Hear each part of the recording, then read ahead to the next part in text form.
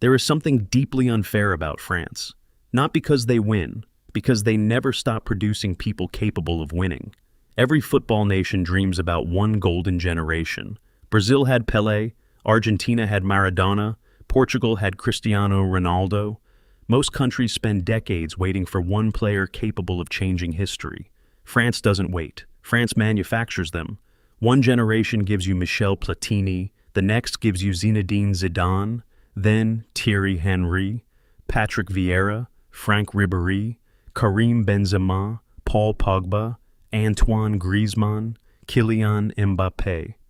And just when the world thinks the conveyor belt has finally slowed down, Eduardo Camavinga, Aurélien Tchouameni, William Saliba, Michael Olise, Désiré Doué, Warren Zaïre-Emery. It's almost absurd. For nearly 40 years, France has produced world-class footballers faster than the rest of the planet can understand them. No country comes close. Not Brazil, not Germany, not Argentina, not England. France has become football's Silicon Valley, a place where talent doesn't appear. It gets manufactured. So, here's the question. If France keeps producing more elite players than anyone else, why have they spent so much of modern history looking like a team on the edge of civil war? How does the greatest football factory in history keep creating its own crises? Because this isn't really a story about football. It's about what happens when one country becomes too successful at creating greatness. Eventually, greatness starts competing with itself, and that's exactly what happened to France. Because somewhere along the way, France stopped having generations. They started having overlap. Most countries experience football in chapters. One generation retires. Another slowly takes over. There's time to grow, time to fail, time to become leaders. France never gets that luxury. By the time one superstar reaches his peak, another future superstar is already knocking on the door. While Zinedine Zidane was still carrying the weight of an entire nation, Thierry Henry was becoming one of the most feared strikers on earth. Before Henry had even finished writing his legacy, Franck Ribéry had already arrived. Then Karim Benzema, then Antoine Griezmann, then Paul Pogba, then Kylian Mbappé, now.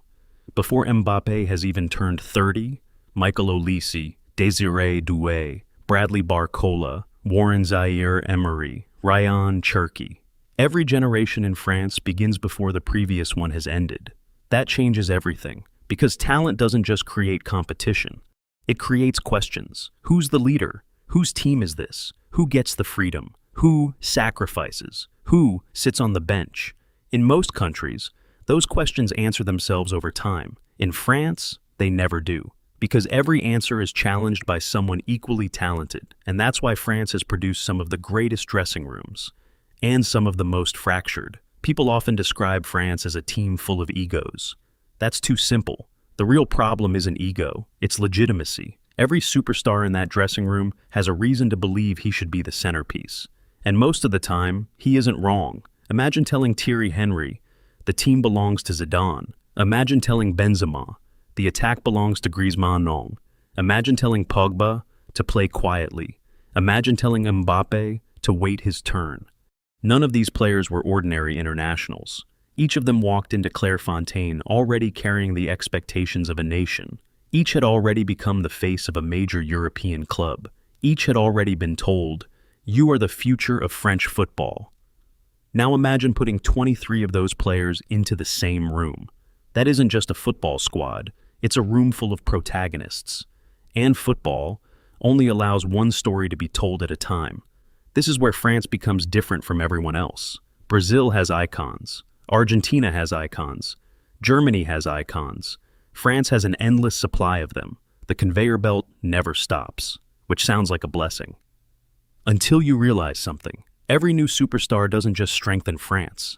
He threatens the place of the superstar before him. The competition never ends. Not because players hate each other, because the system forces them to compete long before they ever step onto the pitch. Every academy graduate knows there's another prodigy only 2 years younger. Every established star knows the federation already has his replacement. In France, job security doesn't exist, not even if you're one of the best players in the world. That pressure creates extraordinary footballers. it also creates extraordinary tension, because eventually, the battle is no longer France versus the world. It's France versus itself. Because here's the irony. Those players didn't come from different football philosophies. They all came from the same one, the same coaches, the same curriculum, the same development model, the same dream. Long before the world knew their names, France already did. Some of them first kicked a football in Marseille, others in Paris, Lyon, Lille, Toulouse. Tiny neighborhood clubs scattered across the country, but eventually, the road almost always led to the same destination, Clairefontaine. If football has a Harvard, this is probably it. Hidden in the forests just outside Paris, there's no giant stadium, no glamorous museum, no walls covered in Ballon d'Or trophies, just pitches, dormitories, classrooms, and children. Every year, hundreds dream of getting in. Only a handful ever do. The goal was never to create stars. It was to create complete footballers. First touch, decision-making, spatial awareness, character, discipline. The French Football Federation understood something decades before almost everyone else. Talent is random. Systems aren't. You can't control where the next genius is born, but you can make sure you never miss him. So, France built one of the largest scouting networks in world football. Every weekend, thousands of youth matches, thousands of reports, thousands of coaches, searching every suburb, every village, every immigrant neighborhood, not looking for polished players, looking for potential. That's why France doesn't rely on luck. They industrialized it. England built the richest league. Brazil built the strongest football culture. Germany built the most efficient federation. France built the most efficient talent pipeline. And it worked, almost too well, because eventually, the academy stopped producing footballers. It started producing superstars, not once every decade, every single year. Here's the problem no one saw coming. The machine didn't know when to stop. When one generation reached the national team, another one was already better than the last. Competition became permanent. Pressure became permanent. Nobody could relax. Nobody could own the shirt, because somewhere inside Clairefontaine, another teenager was already being told, you could be the next Mbappé. You could be the next Griezmann. You could be the next Zidane. Imagine hearing that at 16 years old. Imagine carrying that expectation before you've even played a professional match. France doesn't just manufacture talent, it manufactures expectation. Every player grows up believing he belongs on the biggest stage. Most of them are right. But international football only has 11 starting positions. And that's where the system begins to consume itself. Because the very machine that made France stronger than everyone else also made every player believe he deserved to lead it. The conveyor belt never stopped. Neither did the pressure. And eventually, that pressure exploded. Not because France lacked talent. Because, for the first time, talent alone wasn't enough. For years, France believed they had solved football, build the best academies, find the best athletes, develop the best players, and eventually, the trophies would take care of themselves. It was a beautiful theory. Until one morning in June 2010, when the entire world watched it collapse. Not on the pitch, inside a team bus. The French national team had just lost to Mexico at the World Cup in South Africa. Tempers exploded. Words were exchanged. Nicolas Anelka allegedly insulted manager Raymond Domenech. He was sent home. Simple enough. Except nothing about France is ever simple. The next day, the players refused to train. Not one. They stayed on the bus. Journalists stood outside in disbelief. Television cameras rolled. Children waited behind barriers for autographs that never came. The assistant coach walked onto the training field, alone. It lasted only a few minutes. Then he walked away. The images became some of the most embarrassing ever broadcast in French sporting history. It looked less like the collapse of a football team, and more like the collapse of a government. The headlines weren't asking, can France still qualify? They were asking, what has happened to France? That's an important distinction, because no one believed this was only about football. Politicians commented, former presidents weighed in, television debates shifted from tactics to national identity. Immigration, respect, authority, discipline, everything suddenly became part of the conversation. One dressing room had become a mirror for an entire country. And perhaps that was inevitable, Because the French national team had never really belonged to football. Since 1998, it had become something much bigger. Every victory was celebrated as proof that the French Republic worked. That people from different religions, different neighborhoods, different skin colors, different family histories could become one. But if winning proved the system worked, what did losing prove? That question haunted France.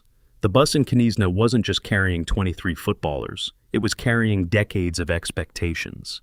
And when those doors stayed closed, millions of French citizens saw something terrifying. Not rebellion, recognition. Because outside football, France was already arguing about many of the same things. Who belongs? Who represents the nation? What does it actually mean to be French? The World Cup didn't create those questions. It simply put them under stadium lights. That's why 2010 changed everything. Not because France finished bottom of their group. Teams recover from bad tournaments all the time. France recovered too. What they never recovered from was the illusion. The illusion that producing the world's best footballers automatically produced the world's best team. From that day forward, everyone inside French football understood the same uncomfortable truth. Talent could win matches, but only culture could survive success. And finding that culture would require one man willing to become something almost impossible in modern football. Not a genius, not a revolutionary, not even a tactical innovator. France didn't need another superstar. France needed a guardian. That man was Didier Deschamps. And here's the strange part. Nobody has ever confused Didier Deschamps with a football genius. He didn't invent a revolutionary system. He didn't change the sport. He wasn't a tactical philosopher like Guardiola. He wasn't an obsessive innovator like Bielsa. He wasn't even particularly charismatic. To some people, his football was boring, too cautious, too defensive, too pragmatic. The criticism never stopped. France should play better. France has too much talent to play like this. They're wasting the greatest generation in football. You've probably heard those arguments before. Maybe you've even agreed with them. But what if everyone was judging Deschamps by the wrong standard? Because Deschamps wasn't hired to entertain. He was hired to prevent another 2010. Think about what he inherited, not just a broken team, a broken relationship between the players, the media, the federation, and an entire country. France didn't need another visionary. Vision had never been the problem. They needed stability. Someone willing to sacrifice beauty for control. Deschamps understood something almost no one else did. France would never lose because they lacked talent. They would lose when talent stopped trusting each other. So, instead of building the team around tactics, he built it around hierarchy. Simple, clear, almost military. Everyone knew their role. Everyone knew the leader. Everyone knew who made the decisions. No public power struggles. No competing dressing room governments. No confusion. It sounds obvious. It wasn't. Especially in France. Because convincing 11 stars to follow one voice is much harder than teaching them how to press. Look closely at every successful Deschamps team. They don't always dominate possession. They rarely play the most beautiful football. Sometimes they spend long stretches defending.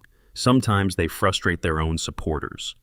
But almost always, they look emotionally stable. That wasn't an accident. It was the strategy. Deschamps didn't try to eliminate egos. That would have been impossible. He simply made sure the team always came before them, which meant making brutal decisions, leaving famous players out, ignoring public pressure, refusing to build around celebrity, sometimes even refusing to explain himself. Many hated him for it until the results arrived. A World Cup final in 2018, a World Cup trophy, another World Cup final in 2022. Suddenly, the boring football didn't seem so boring anymore, because while everyone else admired France's talent, Deschamps was quietly managing something much more dangerous: expectation. He understood that every new prodigy entering Clairefontaine wasn't just bringing ability, he was bringing an identity, an entourage, a fan base, commercial pressure, media attention, a brand. Modern football had changed. International managers weren't coaching footballers anymore. They were managing global celebrities, and no national team had more of them than France. That's why Deschamps' greatest achievement may have had nothing to do with tactics. His greatest achievement was keeping the machine from tearing itself apart. For more than a decade, he held together a squad that, on paper, had every reason to implode. But even guardians can't stop time, because eventually, every generation produces a player so extraordinary that the entire system has no choice but to revolve around him. For France, that player wasn't supposed to arrive so soon, but he did. And his name was Kylian Mbappé. Every great football nation eventually finds its next superstar. France found theirs too early. Most legends inherit a team. Mbappé inherited expectations. At 19 years old, he wasn't just another exciting teenager. He was already being compared to Pelé, already carrying France through the biggest tournament in football, already scoring in a World Cup final, already becoming the face of an entire generation. That wasn't normal. It wasn't supposed to happen that fast. Usually, great national teams pass the torch carefully. The veterans fade away. The young stars slowly take control. France never got that transition. Mbappé skipped it. By the time many players were learning how to survive international football, he had already conquered it. And that changed the balance inside the dressing room forever. Because when someone becomes the biggest player in the world, everyone else has to redefine who they are. Some become mentors, some become role players, some become rivals. The challenge wasn't whether Mbappé was talented enough. That had already been answered. The challenge was whether France could survive becoming Mbappé's France. History suggested otherwise. France had already lived through the eras of Platini, Zidane, Henry. Each time, the team eventually had to reinvent itself. But Mbappé represented something different. He wasn't just the best French player. He was becoming one of the biggest athletes on earth. Social media had changed everything. Every interview became international news. Every facial expression became a headline. Every tactical decision became a debate. Every missed chance became a viral clip. Every disagreement became front-page news. France had always managed football stars. Now they were managing a global brand. And brands don't exist in silence. They create gravity. Everything begins to orbit around them. The captain's armband, the free kicks, the penalties, the media, the sponsorships, the expectations. Even teammates begin to answer different questions. Not, can France win? But, can Mbappé lead France? Those are two completely different conversations. And that's where the pressure became almost impossible. Because France wasn't asking Mbappé to become a great player, he already was. They were asking him to become the next symbol of the Republic, the next Zidane, the next national unifier, the next face capable of carrying an entire country's hopes.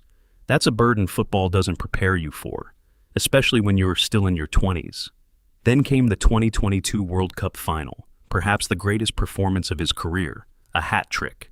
3 goals on football's biggest stage, a performance that should have guaranteed immortality. Instead, it ended with him walking past the trophy, alone. That image became something bigger than defeat. It captured the paradox of modern France. You can perform almost perfectly and still leave empty-handed, because greatness is no longer enough. You have to win, again and again and again. That is the standard France created for itself. A standard so impossibly high that even one of the greatest World Cup performances ever could still feel like failure. Which raises one final question. If France has the world's greatest academy, the deepest talent pool, the most successful international manager of the modern era, and perhaps the most gifted player of his generation, then what exactly is France still chasing? Because maybe the answer was never another World Cup. Maybe they've been chasing something far more difficult all along, because maybe France isn't trying to become the greatest football nation. Maybe they're trying to prove something much bigger. Think about the countries we've talked about. Brazil plays for joy. Argentina plays for identity. Germany plays for perfection. England plays for history. France plays for validation. Every time Les Bleus step onto a football field, they're carrying an invisible argument. An argument about whether modern France actually works. Can a country built from hundreds of cultures speak with one voice? Can children whose families came from every corner of the world wear the same shirt, sing the same anthem, and truly become one nation? Those questions existed long before football. Football simply became the place where everyone expected answers. That's why France has never been judged like everyone else. When Brazil loses, people analyze football. When France loses, people analyze France. That's an impossible burden, because no 90-minute match can answer centuries of history. No dressing room can solve political divisions. No World Cup trophy can erase social tensions. And yet, that's exactly what millions keep expecting. Perhaps that's why every French generation eventually reaches the same destination. Not victory, exhaustion. Platini carried it. Zidane carried it. Henry carried it. Pogba carried it. Now Mbappé carries it. Different players, different eras, the same weight. People often ask why France never dominates football for 10 straight years. Maybe they're asking the wrong question. Maybe the real miracle is that France never stops coming back. Think about it. After every collapse, another generation appears. After every scandal, another group of children fills the academies. After every painful defeat, another dream is born. The machine never quits, not because it's perfect, because it's bigger than any individual, bigger than Zidane, bigger than Mbappé, bigger than Deschamps, even bigger than winning. The academy will still be there tomorrow, somewhere in Paris. A scout is already watching the next extraordinary teenager. Somewhere in Marseille, another child is imagining the blue shirt. Somewhere in the suburbs, someone the world has never heard of is taking his first touch. The conveyor belt never stops. That's the true legacy of French football. Not 2 stars above the crest, not the trophies, not the legends, the belief that no matter how painful today becomes, France will build another tomorrow. Because factories don't depend on miracles, they depend on process. And France perfected the process. So, perhaps the greatest irony of all is that France's greatest strength has never been producing world-class footballers. It's producing hope, over and over and over again. Maybe that's why the story of France can never truly end. Because somewhere, right now, the next chapter is already being written. And maybe the next player to carry the impossible weight of an entire nation doesn't even know it yet. The world will remember France for the trophies. Football historians will remember the players. But history may remember something else entirely. That one nation discovered how to manufacture greatness, and then spent the next 50 years discovering that greatness alone was never enough.